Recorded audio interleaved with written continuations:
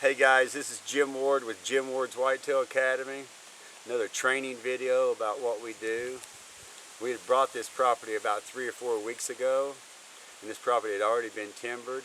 But what I'm going to show you here today is how we've made this trap, and it's a good example of what I like to do. But we've actually taken it to the next level, and so I've been cutting bigger and bigger timber and hinge cut trees for the last few years, and the reason I am is because I see the value of it. And how I've learned to do what I do now is by keep going back to properties and seeing the results, whether it's out on the eastern shore of Maryland or central Nebraska. And so what I know about bucks are, most of the time they want to be on higher ground. Even if it's in a river bottom and it's 3 or 4 feet higher than what's next to it. And so that's the first spot that I start at on a property. And so this piece here is completed, and that's the reason I want to explain it before the vegetation gets up, so you're going to be able to see this better.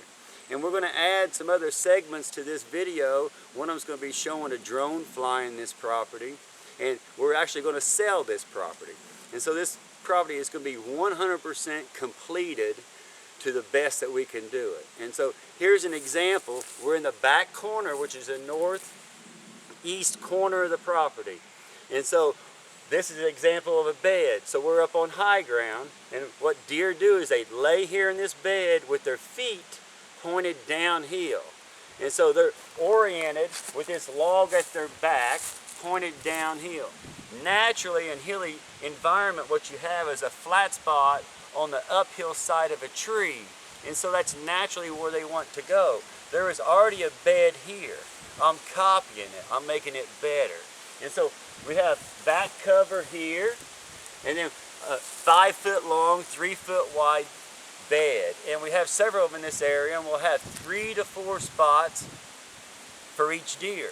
And so what we've also done on this property is we've done a perimeter trail. And what this perimeter trail is basically a 4-wheeler trail all the way around the inside of the property line. That lets the neighbors know exactly where the property line is. It establishes that. That gives us in and out, and that's where we want to use every square inch of the property. And then we got a wall of cover just inside of that to where we can access behind that wall of cover. What I know now for a fact on deer is the most important things on having large numbers of deer and getting deer to do what you want them to do is give them what they want.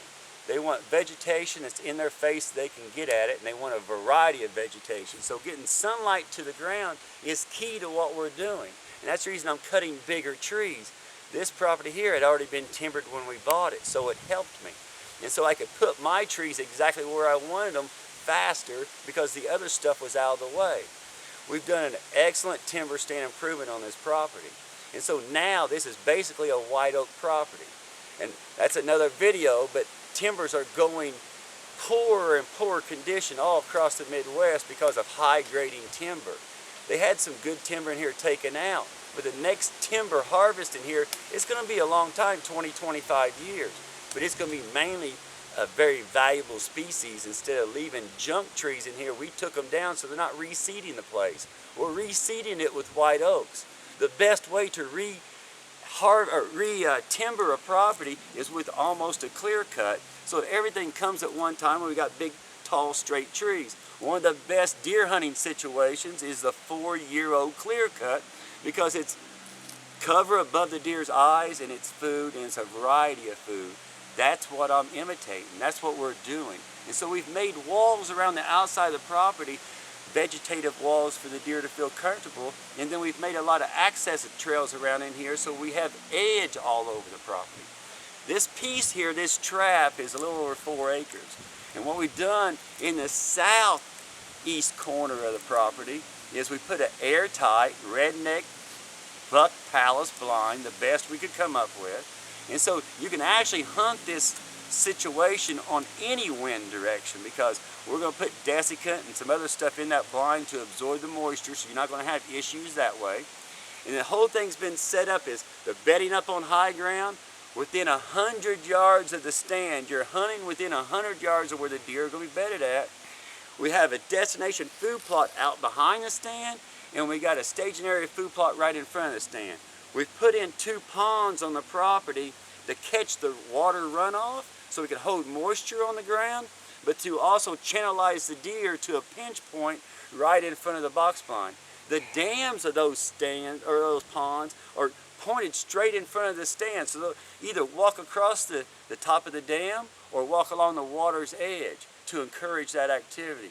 We put about 1/8 of an acre of chicory plot right in front of the stand.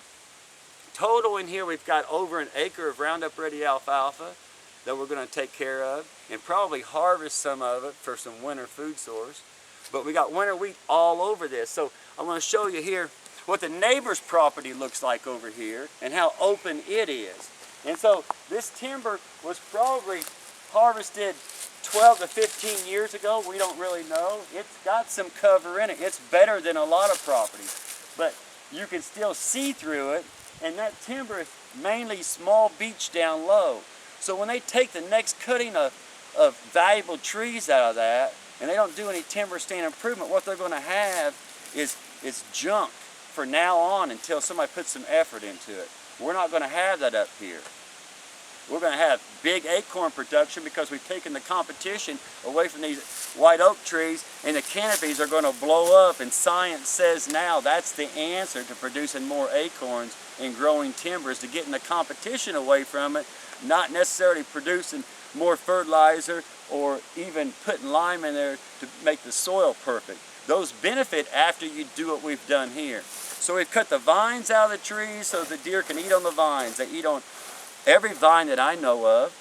And we've planted seed all through this bedding area. We got winter wheat in here, and so the idea is it'll sprout now. We'll have food right in the bedding area all winter long.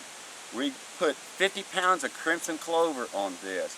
On this side, we've put about 400 pounds of winter wheat and rye grain. And again, it's our travel corridors all through this bedding area, and we encourage the deer to pop out again at the staging area in front of the blind. Any buck that crosses this property, we have about a 90% chance of killing that deer, how we've laid this out.